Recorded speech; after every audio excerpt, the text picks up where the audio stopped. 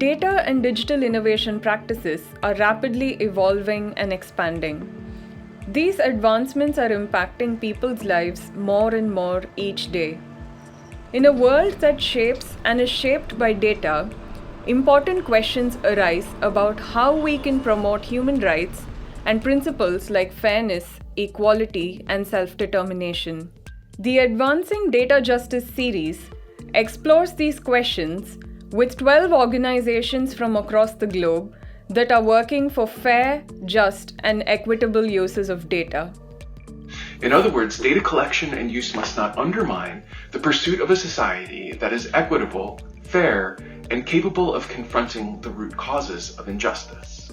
In the previous episodes, we uncovered unjust data practices that can be exploitative, invasive, and put people at risk. इसमें app में generate होकर रहता है, जैसे demand area है वो एरिया में आपको सर्च मिलेगा, जो डिमांड एरिया नहीं है वो एरिया में सर्च नहीं मिलेगा. So meaning there is no privacy for such a person, so you lose a part of you. Es muy complicado que una persona diga abiertamente si es que no tiene las herramientas su orientación sexual. In this final episode of the Advancing Data Justice series, we hear from our global partners on how they mobilize for data justice through their transformative activism and advocacy. They shed light on the actions we need to take now to challenge and disrupt long-standing structures of inequity.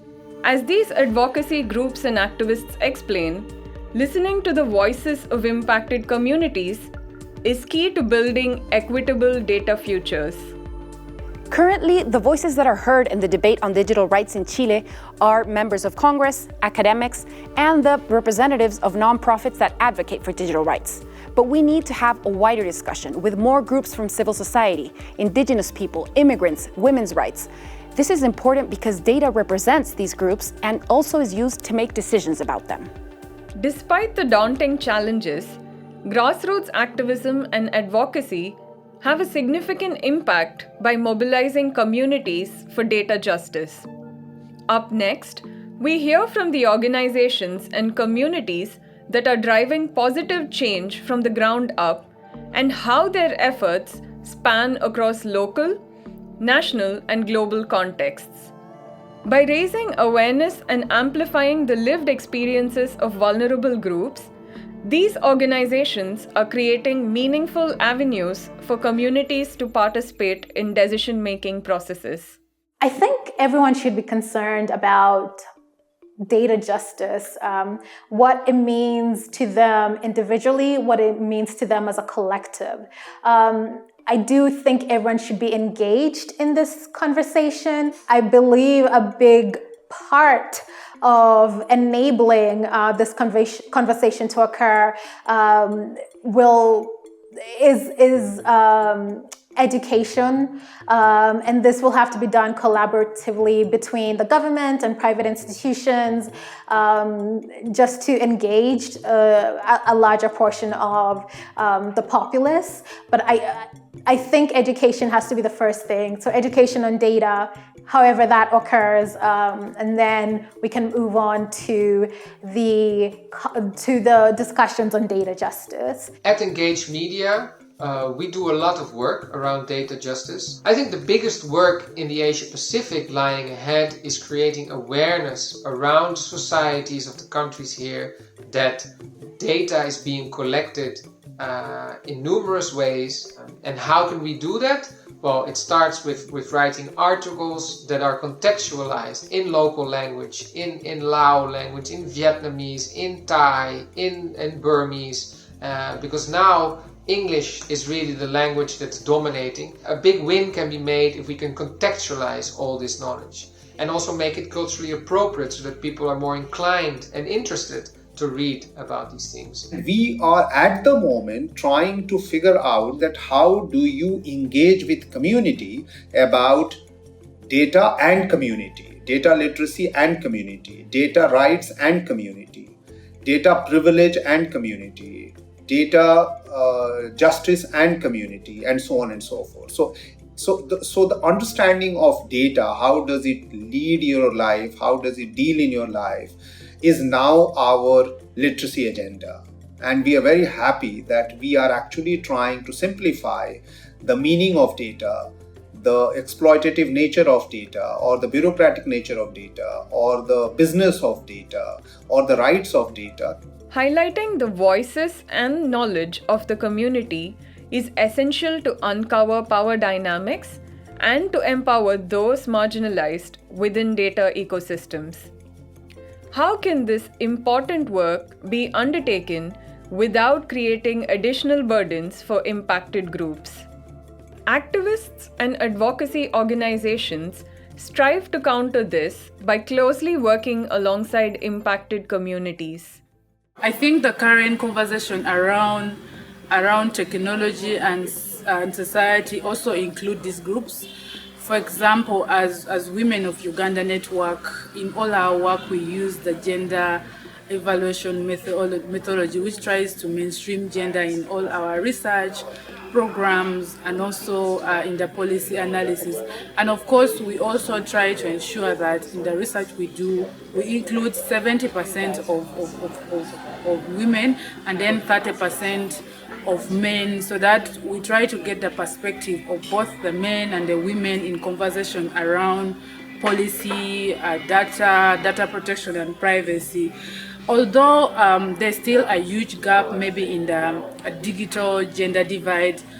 If we consider the example of Cameroon, here we have more than 214 tribes with more than 240 also languages, and each tribe has its realities, its cultural background. The realities that some areas are facing are not the same realities that other areas are facing. There is a need not to completely change the rule in data justice, but to give more interest to communities, because they are the ones who produce the data. And in fact, laws and all regulations and things like that should reflect the realities and the needs of the local populations. And who else can better know the realities, the challenges, the needs of a local communities, if not the local community itself? Key to sort of the success that we've had with our work has been primarily because we have focused on marginalized communities as the starting point of the work that we do. For example, focusing on women, on gender minorities, either focusing on children or sort of making them the center of the kind of work that we do, or religious minorities, for example. And so the kind of trainings or the community level work that we do is primarily focusing on who is the most vulnerable. And I think once you have that understanding and once you have people from the marginalized or vulnerable communities talking about their issues, it makes the conversation around data privacy or data justice a lot more nuanced by default. Beyond amplifying local perspectives and shedding light on their specific contexts, activists and advocacy organizations also foster multilateral collaborations to ensure impacted communities can actively contribute to data policy and governance processes. We've already talked about the importance of the participation in the process of the data governance. However, I think its efforts cannot be only made by the governments and the private sector. We also need the third sector step in and grow faster to really empower citizens. In China, we don't have a strong history about the third sector that step in and grow faster. One of the problems is that usually it's not really welcomed by the government, but also there's not a lot of resources ready to support these kind of organizations to grow. So what I want to see next 5 years is to see much more professional third sector organizations can step into the zone of the data governance and the digital rights, but also seeing much more resources and support from the public sector and the private sector to support the third sector really grow faster in China. Open data has been really stressed and really pushed by state entities, international NGOs, and companies. And this is good because we really need transparency in open data. But it has raised concerns here in Bolivia because of the imbalances that we're seeing in these ecosystems of open data and the multi-actors that participate in them. Without education for civil society, we won't be able to have knowledge about the process and management of our data being used. So on one hand, we have companies, NGOs, and states that have more capacities to recollect and analyze this information. And on the other hand, we have civil society that has a more passive role, of cleaning maybe the databases and just publishing it. I think it's important that digital rights organizations in Latin America work together because there is strength in numbers and there's also funding in numbers. Multilateral organizations are interested in funding regional coalitions that can help push issues in the different political fora, such as the Organization of American States. Also because we have things to teach each other. In Chile, for example, we're moving forward in algorithmic transparency. We're going to have regulation by the end of the year. And other countries are doing much better in data protection. So I definitely think that we can share good practices if we work together. These remarkable individuals and organizations have shown how mobilizing for data justice can take many forms. We now hear from two organizations on how they advocate for change through their commitment to the people represented and impacted by data.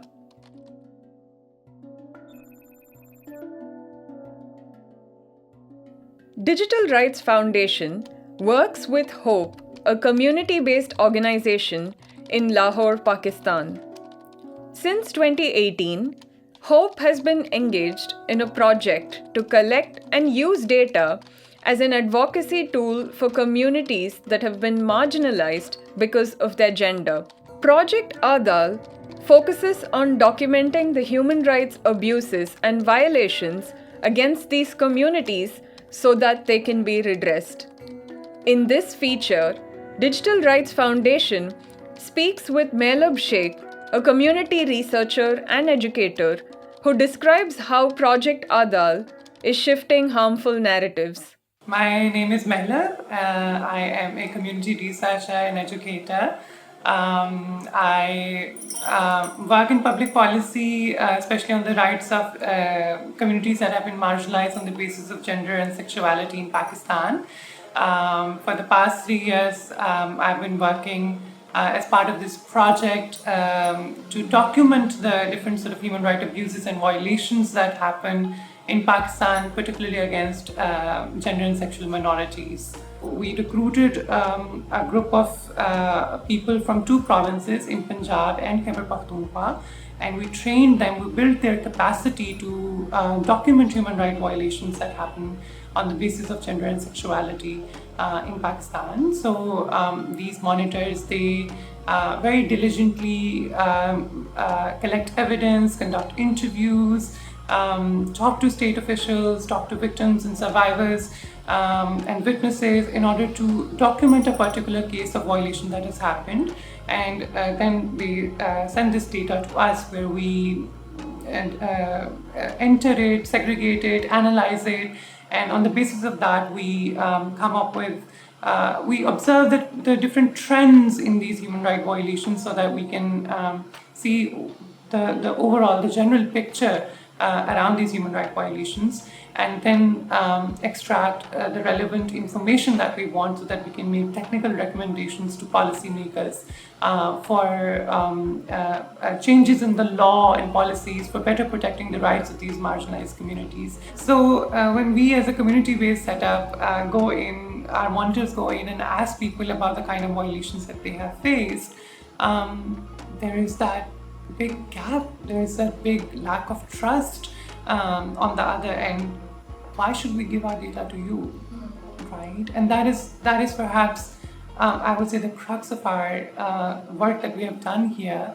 How do we rebuild that trust, or how do we even have conversations about that lack of trust and the kind of histories of violence that it alludes to in terms of how people have an intergenerational history of their data being misused in order to limit their rights and their freedoms.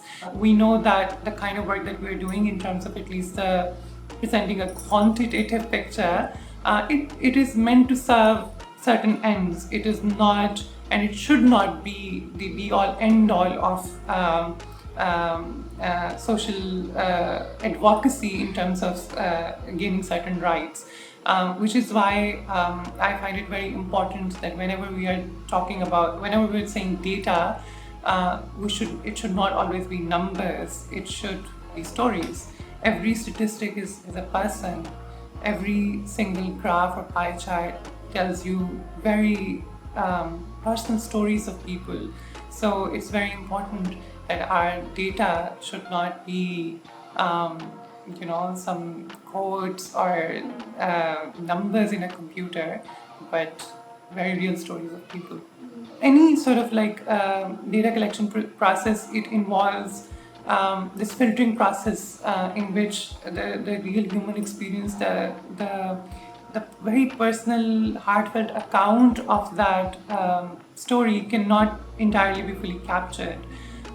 We work with that limitation, we acknowledge it. For me, I think this is very important that when we talk about data justice, we acknowledge this history, and we acknowledge the kind of harmful practices that have existed within the state or outside that speak to the kind of violent ways that data has been used against these very communities, sometimes even using a language of rights itself, right? So it is very important to acknowledge that in the conversation about data justice.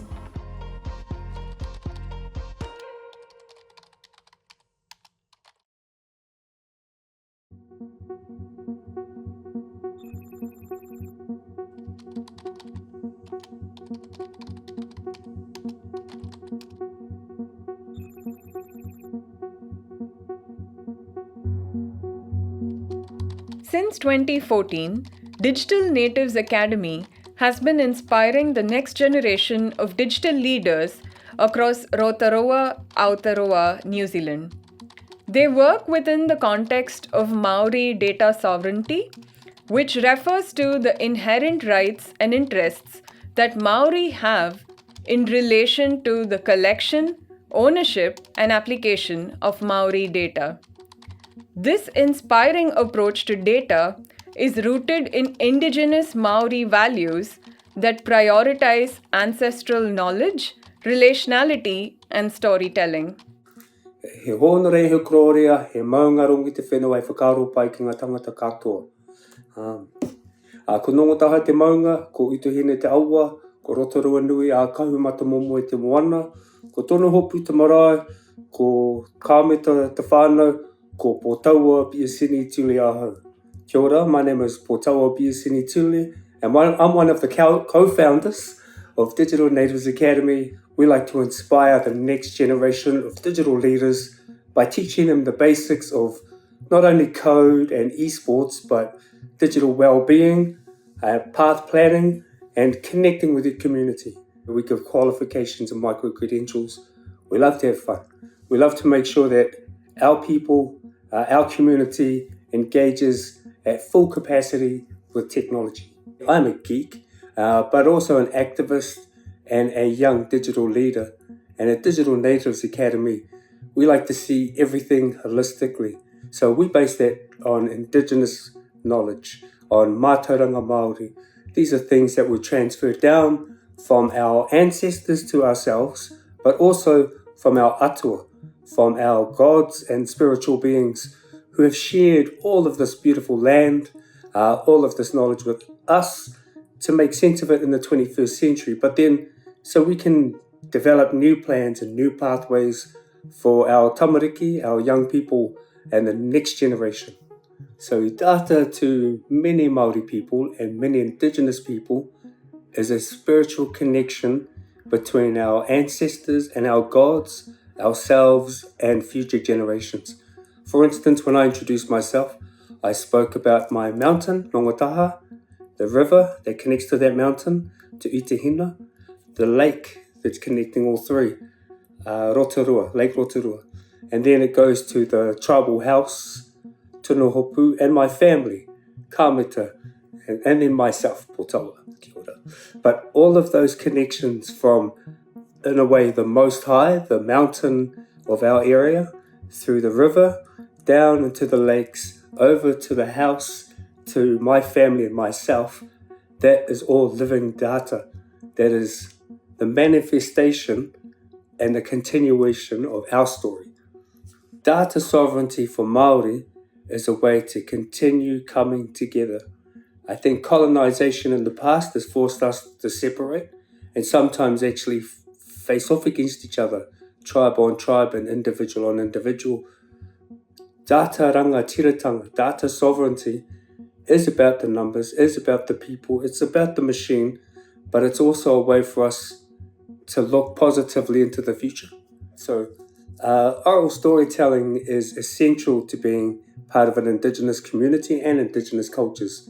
What we do is we take knowledge and experiences, moments, and we share between generations from elders to youngers, elders to the young ones, but we also develop our own internal systems based on our Indigenous values. Although we have possessed lovely, amazing stories, we don't normally have the capital, the funds, or the technology to share that story. Very rarely do we own a radio station.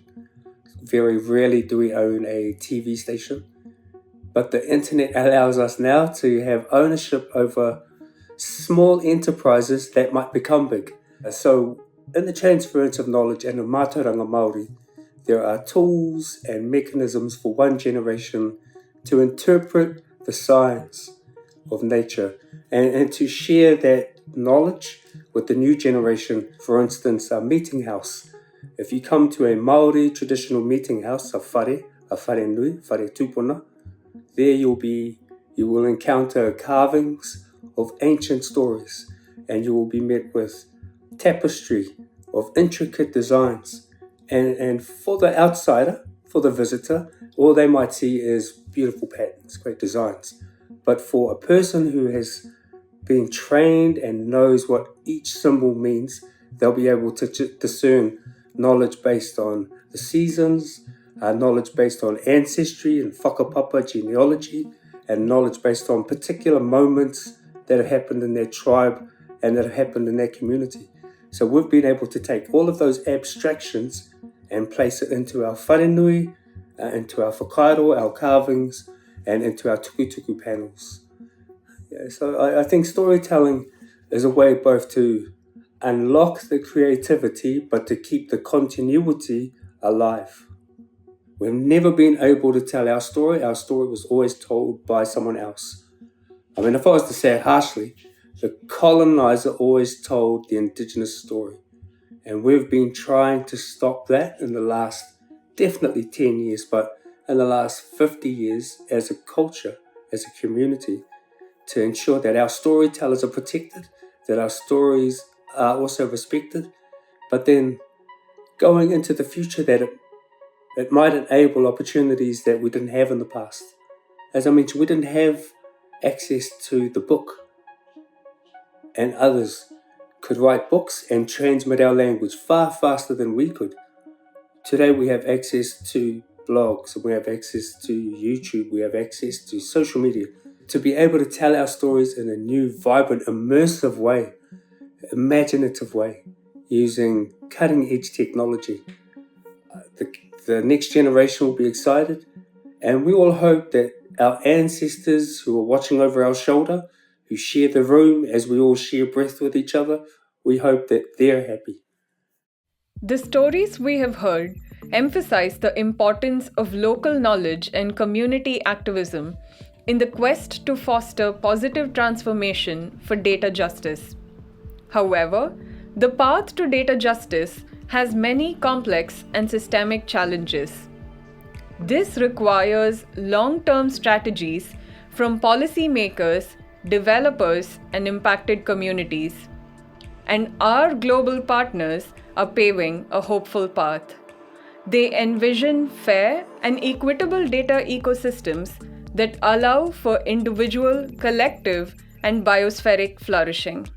So I believe African voices should be more prevalent in AI discussions, mainly because we offer a unique perspective to these issues.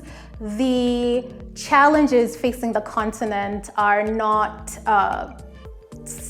dissimilar to those elsewhere, but they are certain specific obstacles that you only find here, or that maybe are more significant here. So I think what we've had to do is keep going back to the foundational values that we have, keep going back to our tikanga, our kawa that our ancestors shared with us, keep relying on some of the mātauranga Māori, that ancient wisdom that was given to us, but also to be curious. You know, it's nothing like a bit of spontaneity every now and again. It's kind of, maybe we have to break out of the box. Maybe we have to continue that round thinking that the square box is always trying to shape and not successfully do well. As Indigenous people, we've been able to have a continuum. We are still here.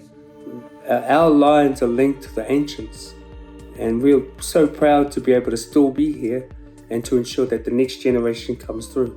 Perhaps this is the most important thing, that people get to have a say in how their data is used, who this data goes to, and how does it translate in terms of them accessing their fundamental rights and the liberties that they are entitled to. So, in my vision of the future for data justice, I think we start with acknowledging the harmful and very violent practices that exist around data collection, whether by large companies that are motivated by profit, or by state practices that have a history of authoritarianism.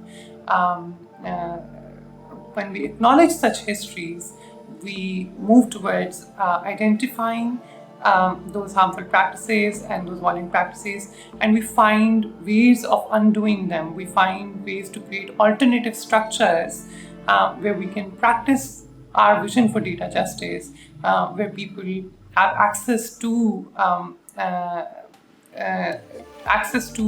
and will have a right to say what happens with their data when it's collected from them. Thank you for joining us on this exploration of data justice, with special thanks to our global partners for their transformative advocacy and activism. To learn more about how we can advance data justice research and practice, take a look at our integrated literature review, repository of case studies, and guides for policymakers, developers, and impacted communities.